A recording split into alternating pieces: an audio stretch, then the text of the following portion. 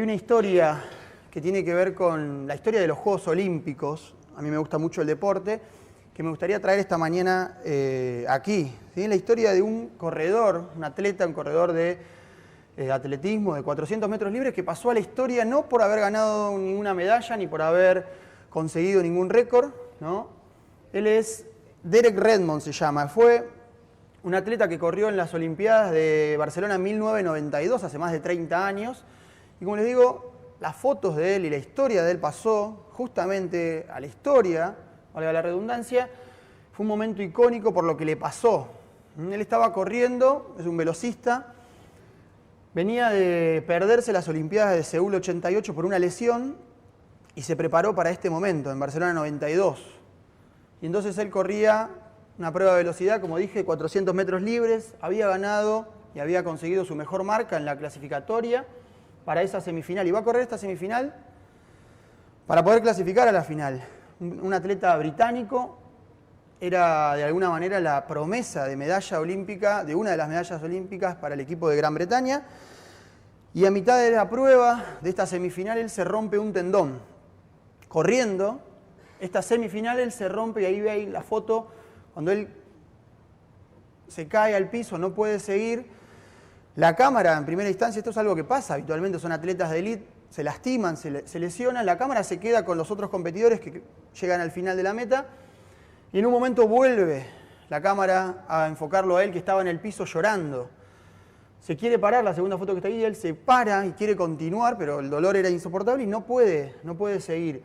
Y va a pasar un hecho que fue histórico porque no se había dado nunca antes, no volvió a darse después, y por eso esta historia pasó al recuerdo de todos, que es que un hombre salta a la pista, ¿no?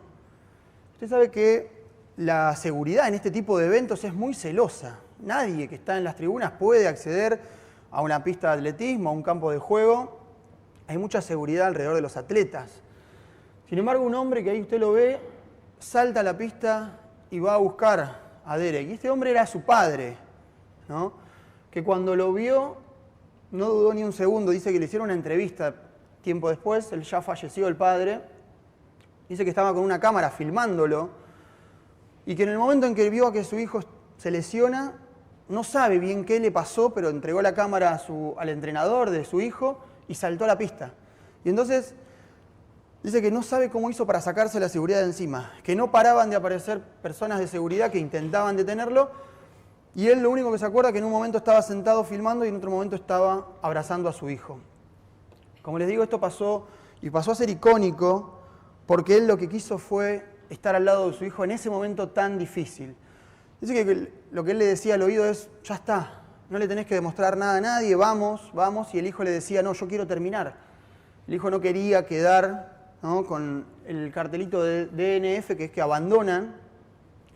Y entonces le dijo, bueno, si vos querés terminar lo vamos a hacer juntos. Y los últimos 150 metros de la prueba, hay un video, ¿no?, que está todo obviamente filmado, los últimos 150 metros de la prueba lo hacen juntos, abrazado a su padre, ¿no?, rengueando y llorando. Obviamente se generó un momento muy emotivo, ellos terminaron recibiendo una ovación, el atleta. Es muy cómico porque nadie se acuerda quién ganó esa semifinal, nadie se acuerda quién ganó esa medalla olímpica de esa prueba, pero todos recuerdan esta historia, ¿no? Y hoy me pareció importante traerlo esta mañana, que festejamos, que recordamos y celebramos el Día del Padre, porque, como le digo, nunca se había visto una cosa así en un evento de tal magnitud. Y a mí lo que me gustó fue que el padre dijo, a mí no me importaba otra cosa que estar al lado de mi hijo en ese momento. Fue a buscarlo para poder abrazarlo, para acompañarlo en la tristeza. Y hoy vamos a reflexionar en la figura del Padre en este día tan especial, ¿no? ¿Qué expresó Jesús en la palabra de Dios acerca del Padre? Los discípulos, puede ir abriendo usted si quiere, ahora vamos a leer en el Evangelio de Mateo, en Mateo capítulo 6. Los discípulos lo veían a Jesús orar en soledad. Lo escuchaban predicar, veían sus milagros, veían sus obras y seguramente relacionaban todo esto con las maravillas que él hacía, lo relacionaban con Dios. Entendían que esto provenía de Dios, ¿no? El Evangelio de Mateo nos cuenta que Jesús calma una tempestad en presencia de sus discípulos. Y dice que Mateo relata la reacción de los discípulos. Dice, esos hombres se quedaron asombrados, ¿no?, de lo que habían visto. No solamente lo veían y lo escuchaban predicar, sino que además relacionaban las palabras de Jesús, también con el hecho de que esas venían de parte de Dios. Y yo imagino que ellos se preguntaban cuál era el secreto de su oración. Ellos lo veían orar. Si usted recorre el Evangelio se va a encontrar con que en varios pasajes Jesús está orando solo y después se une a sus discípulos. Juan el Bautista había enseñado a sus discípulos a orar. No conocemos la oración de Juan, pero los discípulos lo sabían, ¿no? Y le van a pedir a Jesús que les enseñe a orar. Y entonces Jesús va a enseñarles la famosa oración que todos conocemos, que es el Padre Nuestro, ¿no? Y está relatada en Mateo, también en el Evangelio de Lucas. Mateo capítulo 6, en medio del Sermón del Monte, a partir del versículo 7 vamos a leer. Yo le voy a pedir, voy a leer la introducción y cuando estemos en el Padre Nuestro que usted me acompañe y que leamos todos juntos el Padre Nuestro esta mañana. Jesús dijo, cuando ustedes oren, no sean repetitivos como los paganos, que piensan que por hablar mucho serán escuchados. No sean como ellos, porque su Padre ya sabe de lo que ustedes tienen necesidad antes de que ustedes les pidan. Por eso, ustedes deben orar así. Padre nuestro que estás en los cielos, santificado sea tu nombre. Venga tu reino, hágase tu voluntad en la tierra como en el cielo. El pan nuestro de cada día, dánoslo hoy. Perdónanos nuestras deudas, como también nosotros perdonamos a nuestros deudores. No nos metas en tentación, sino líbranos del mal. Porque tuyo es el poder, el reino, el poder y la gloria por todos los siglos. Amén. Para Jesús orar fue un estilo de vida. Para Jesús orar fue un estilo de vida. Él vivió la oración como un estilo de vida. Y los maestros de la época, Jesús no era el único maestro que enseñaba en la época, enseñaban a orar a sus estudiantes, transmitían una especie de credo con un resumen con el espíritu de su enseñanza. Les enseñaban a sus estudiantes a orar, ¿no? Y estaban transmitiendo un credo. Ahora, la oración cristiana viene a ser, la oración cristiana que enseñó Jesús es de alguna manera original, porque tiene un enfoque y un espíritu distinto a las que se enseñaban en la época, ¿no? Es decir, había muchas personas que oraban, pero nadie lo hacía como el Señor. Y esto es lo que los discípulos se dan cuenta, lo que ven. Nadie oraba como oraba Jesús. La oración que va a enseñar el Señor es diferente a las oraciones de los judíos, que eran oraciones comunes, tradicionales, ¿no? Y cuando los discípulos le piden a Jesús que les enseñe a orar, no le están pidiendo porque ellos no sabían orar. Lo que le están pidiendo es, queremos hacerlo al estilo tuyo. Queremos aprender a orar al estilo de Jesús, que es al estilo del reino de Dios.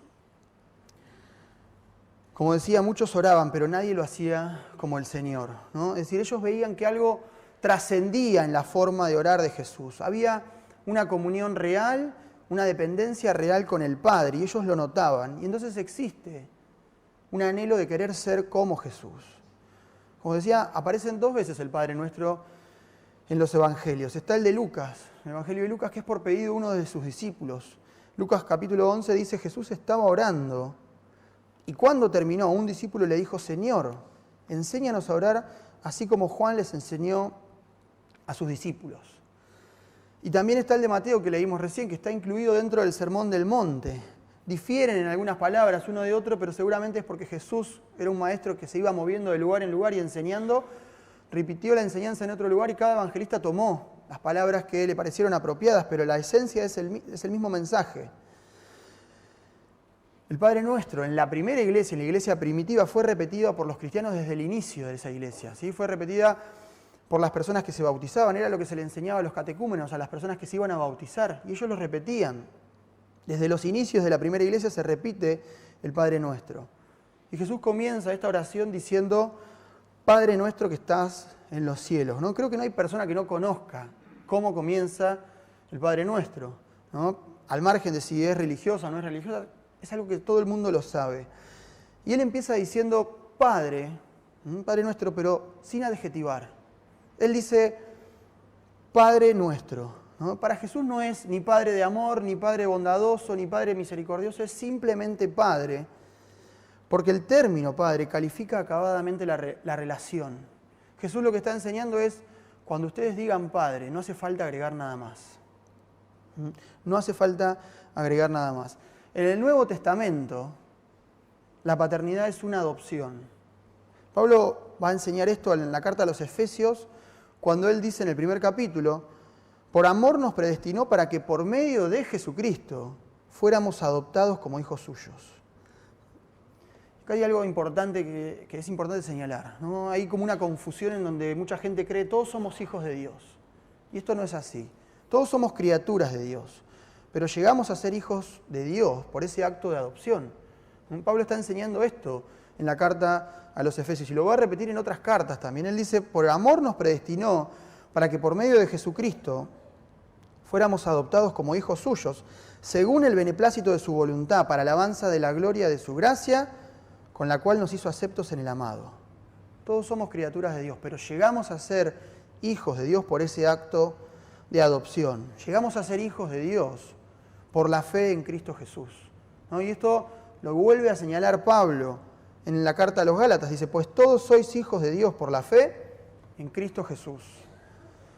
Juan en el inicio de su evangelio va a decir también acerca de este hecho, dice, mas a todos los que le recibieron, a los que creen en su nombre, les dio potestad de ser hechos hijos de Dios. Y acá es importante señalar que ser hechos hijos de Dios implica una acción posterior a la creación, ¿no? La criatura de Dios llega a ser hijo de Dios.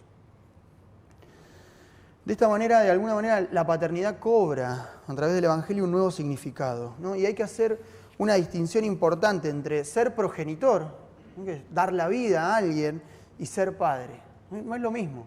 Uno puede ser progenitor sin ser padre, en lo que etimológicamente se refiere la palabra, ¿no? Ser progenitor es ser el dador de la vida. Ser padre es tener una relación de afecto, de responsabilidad y sobre todo de ejemplo. De ser ejemplo para mis hijos. Es la manifestación más pura del amor de Dios. Juan, en una de sus cartas, en la primera carta, dice, mirad cuál amor nos ha dado el Padre para que seamos llamados hijos de Dios. Ahora, ¿qué es entonces la paternidad? Es importante entender que hay dos tipos de hijos. Tenemos los hijos biológicos, ¿no? Todos sabemos, hijos biológicos. Muchos de ellos nacen por amor. Otros son un accidente, llegan sin ser buscados. Unos son deseados, justamente, los hijos biológicos, y lamentablemente muchos son rechazados. Nos enteramos muchas veces cuando la gente que trabaja en el área de Hecho con Amor, tejido, en la iglesia, van al hospital a entregar las prendas que se hacen y se encuentran con muchos chicos que son ahí tristemente abandonados, ¿no? Lamentablemente, esos hijos biológicos, muchos son abandonados, ¿no? Pero también hay, además de los hijos biológicos, hijos del corazón. Y en esto no queda ninguna duda, ¿no? Los hijos del corazón son esos que son profundamente deseados. No hay dudas, estos hijos son amados, son buscados, porque nacieron de la voluntad del amor. Aunque su padre no sea el padre biológico, ese padre lo adoptó como hijo, ¿no? Y esto es muchas veces mucho más importante que el padre biológico. Los cristianos oramos, nosotros diciendo, entonces, Padre nuestro que estás en los cielos. Y al hacerlo, estamos reconociendo que tenemos un Padre terrenal, alguien, conocido o desconocido, no importa, un hombre nos engendró.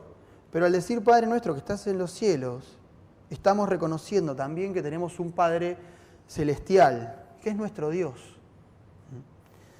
Por eso es importante entender el significado profundo de esta oración que Jesús les enseña a los discípulos. Hoy, lamentablemente, en nuestra sociedad actual nos toca vivir tiempos donde se da con mucha convulsión familiar, ¿no? Donde las familias se disocian, se fragmentan, donde el padre abandona a sus hijos y estamos sufriendo todo un lento proceso de degradación del rol de padre en nuestra sociedad. Y esto lo vemos a diario. En este tiempo vemos hombres que son progenitores pero que no son padres. Son progenitores pero no padres, que abandonan, que destruyen el matrimonio y que lamentablemente hacen sufrir a sus hijos. Y las cosas hay que decirlas como son, ¿no? Un padre es aquel que está siempre a tu lado, incondicionalmente. Un padre es aquel que provee, que cuida, que da afecto, pero que por sobre todas las cosas es el puntal de la familia, ¿no? Es un tiempo donde la familia está siendo tan atacada por tanta ideología que hay dando vueltas en el mundo. Un padre es aquel que puede sostener a su familia de pie, ¿sí?, frente a todos esos tipos de embates. Cuando abrimos la palabra de Dios, el Señor Jesús se encarga, ¿no?, y se ha encargado de mostrarnos verdaderamente la figura del Padre. Le dice a Felipe, su discípulo, ¿no?, que preguntó, dice, el que me ha visto a mí, ha visto también al Padre. Y Jesús va a hablar además de las características del Padre. A lo largo del Sermón del Monte, Él va a señalar una serie de virtudes de Dios como Padre, que son importantes esta mañana recordar, porque nos van a mostrar sobre cómo debe ser, ¿no?, y lo que debe hacer un Padre. En primer lugar, Jesús lo que nos va a mostrar y lo que nos va a enseñar es que Dios es un Padre que da el ejemplo. En el Sermón del Monte dijimos, Él va a decir en su enseñanza, sed pues vosotros perfectos, como vuestro Padre que está en los cielos es perfecto. Sean perfectos como su Padre que está en los cielos es perfecto, enseña Jesús. Él viene hablando de la relación con los enemigos. Él va a decir, bueno, Dios hace salir el sol sobre justos e injustos, sobre buenos y malos. Y lo que nos está pidiendo es que nosotros tenemos que tener esa misma actitud, que no tenemos que generar odio, que no tenemos que guardar rencor, ¿sí?, que tenemos que buscar, al contrario, el bien del prójimo. Y Él va a terminar enseñándonos, ¿no?, con esta frase, que si Dios lo hace, si Dios es capaz de amar de esta manera, nosotros también tenemos que hacerlo. Dios es un Padre que da el ejemplo.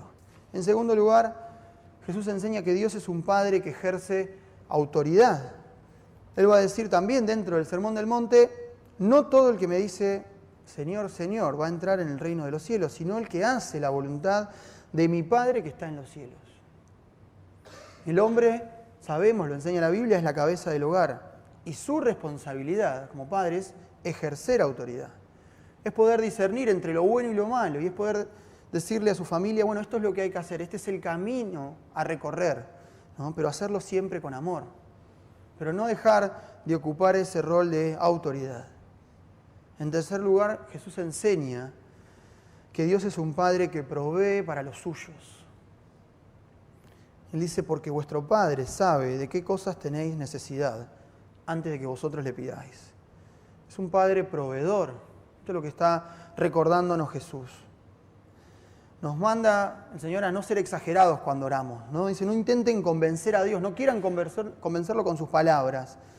Hagan sí conocer sus necesidades, pero sabiendo que Dios se anticipa, que no le estamos contando a Dios ninguna novedad, que Él sabe perfectamente de todas las cosas que tenemos necesidad. Sabe perfectamente lo que necesitamos. Dios es un Padre que provee para sus hijos. Y en última instancia, Jesús nos enseña que Dios es un Padre que da permanentemente protección a sus hijos, ¿no? Él hace una hermosa comparación hacia el final del Sermón del Monte. Les dice, miren las aves del cielo, ¿no? ¿Recuerda ese pasaje? Miren ustedes las aves del cielo, dice que no siembran, ni ciegan, ni recogen en graneros. Y nos hace mirar la naturaleza. Y usted puede salir todos los días de su casa y ver un pájaro, ¿no? Y Jesús nos dice, mírenlos. Ellos están ahí. No siembran, no ciegan, no recogen en graneros. Dice, y vuestro Padre Celestial las alimenta. Y va a terminar haciéndonos una pregunta. Dice, ¿no valen ustedes mucho más que ellas? Dios es un Padre que permanentemente nos protege, es nuestro paraguas protector.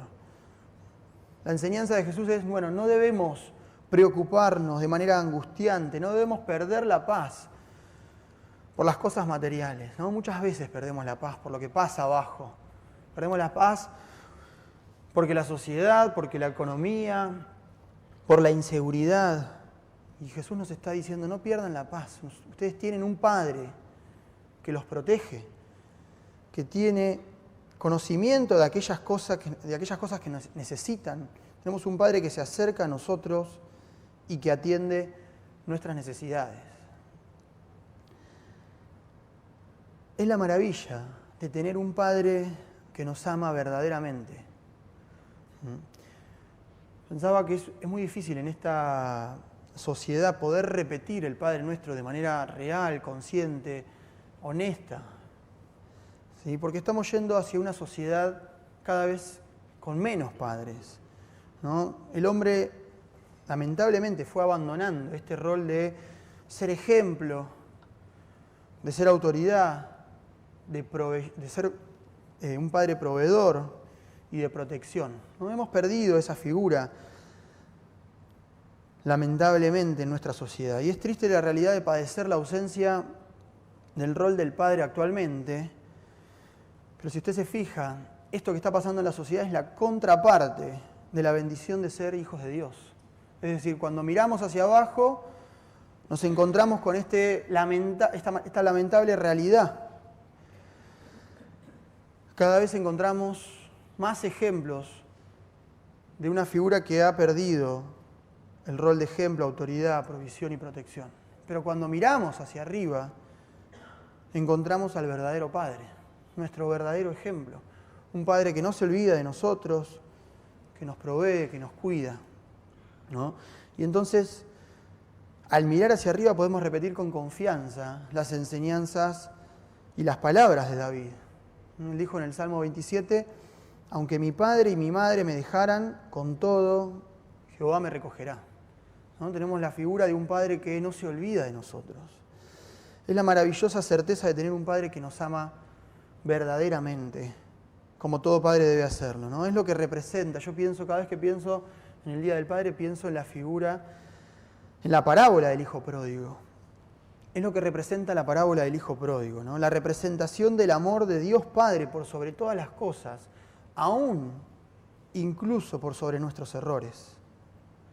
Yo creo que es importante esta mañana, en el Día del Padre, enfocar nuestra mirada en la figura paterna que representa a Dios en esa parábola. Y poner nuestra mirada, nuestro pensamiento, nuestro corazón en la figura del Padre de la parábola del Hijo Pródigo. Si por algún motivo hoy nos encontramos lejos del Padre, si por alguna decisión que hayamos tomado, si por algún camino que hayamos elegido estamos lejos de nuestro Padre, hoy es la oportunidad para volver a acercarnos. Podemos estar lejos, ¿no? Podemos habernos alejado físicamente, como hizo el hijo menor, que reclamó su herencia a su padre y se fue de su casa a vivir la vida perdidamente, ¿no? A malgastarla en vicios, viviendo ese periodo de tiempo perdidamente. Podemos también estar lejos espiritualmente, es decir, estar cerca del Padre, en la casa del Padre, pero que nuestro corazón esté alejado de Dios, como el hijo mayor que no entendía a su padre, que no entendió nunca el amor y el perdón que su padre le dio a su hermano, ¿no? Si estamos lejos, hoy es la oportunidad de volver a la casa del Padre, a volver a la casa de nuestro Dios. Es la oportunidad para recomponer nuestra relación con Él.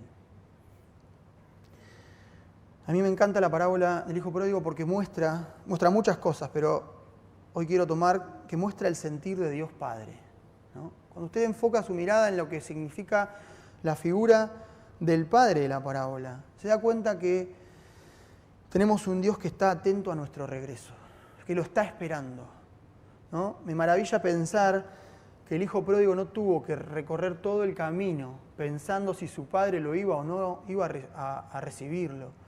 No tuvo que llegar hasta la puerta de su casa, a golpear la puerta, a golpear las manos. Porque cuando emprendió el regreso, su padre estaba atento. Y salió a buscarlo, corrió a buscarlo, a abrazarlo y a besarlo. Es un Padre, nuestro Padre, Dios. Es un Padre que está atento a nuestro regreso, que siempre lo está esperando. Es un Padre dispuesto a recibirnos con los brazos abiertos. Pero ¿sabe qué? Además, es un padre que rompe los protocolos establecidos.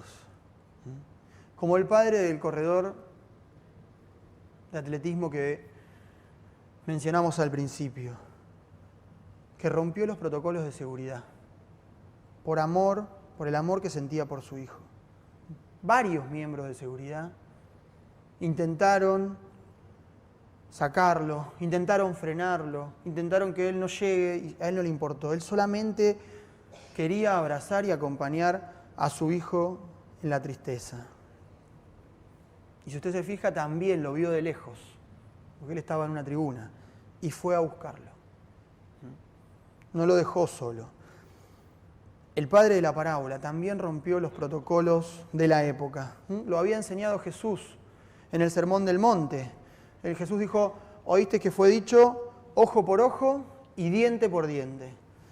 Y él estaba refiriéndose a una ley del Antiguo Testamento, la famosa ley del talión, que era una expresión que se usaba para referirse a la justicia retributiva, ¿no? Es decir, el castigo debía ser proporcional al daño causado. Bueno, vos lastimaste mi ojo, yo tengo el derecho a lastimar el tuyo, ¿no? La ley del Antiguo Testamento. Y Jesús la trae a su sociedad. Esta era la norma social con la que ellos vivían. Y Jesús viene a dar vuelta a eso, viene a cambiarlo. Viene a decirle, ustedes escucharon esto, ¿no? Ojo por ojo y diente por diente, ustedes tienen que ser algo más que esto. El hijo pródigo, que se había marchado lejos con la herencia, merecía, según el protocolo de la época, según la norma social de la época, merecía de su padre la indiferencia, merecía la puerta cerrada, merecía la espalda, merecía, bueno, ahora arreglate solo. Ahora hacete cargo de las decisiones que tomaste, ¿no? Y todos conocemos que la historia es distinta, que ese padre lo recibió, que fue a buscarlo, ¿no? Ahora, este es el protocolo de los hombres, este es nuestro protocolo, que está marcado por el orgullo. Así vivimos nosotros. Y lamentablemente esta sigue siendo la norma social establecida en nuestro tiempo. El rencor, la indiferencia, la retribución al daño causado. Nosotros nos decimos unos a otros, no tenés ni perdón de Dios. ¿No escuchó nunca usted esa frase? Lo que hiciste es imperdonable. Esto no es lo que enseña la Biblia. Esta sigue siendo nuestra moneda de cambio aún hoy en la actualidad. Así nos tratamos nosotros. Parece que las enseñanzas de Jesús, obviamente, en la sociedad todavía no han calado. Dice la palabra de Dios en Lucas, capítulo 15. Finalmente recapacitó y dijo, ¿cuántos jornaleros en la casa de mi padre tienen pan en abundancia? Y yo aquí me estoy muriendo de hambre. Pero me levantaré, iré a mi padre y le diré, Padre, he pecado contra el cielo y contra ti, y ya no soy digno de ser llamado tu hijo. Hazme como a uno de tus jornaleros. Y así se levantó y regresó con su padre, ¿no? Y las siguientes dos líneas son maravillosas, porque dice, todavía estaba lejos cuando su padre lo vio y tuvo compasión de él. Corrió entonces, se echó sobre su cuello y lo besó. Creo que es para dar gracias a Dios por tener un padre que nos ama incondicionalmente, que no cambia su esencia de amor y justicia, que por ese amor que siente por cada uno de nosotros fue capaz hasta de entregar a su único hijo en la cruz. Creo que esta mañana tenemos que dar gracias al Señor porque tenemos un Dios Padre que rompe todos los protocolos establecidos en la antigüedad y aún hoy por amor a nosotros y que está siempre, cada día, esperando que volvamos a sus brazos.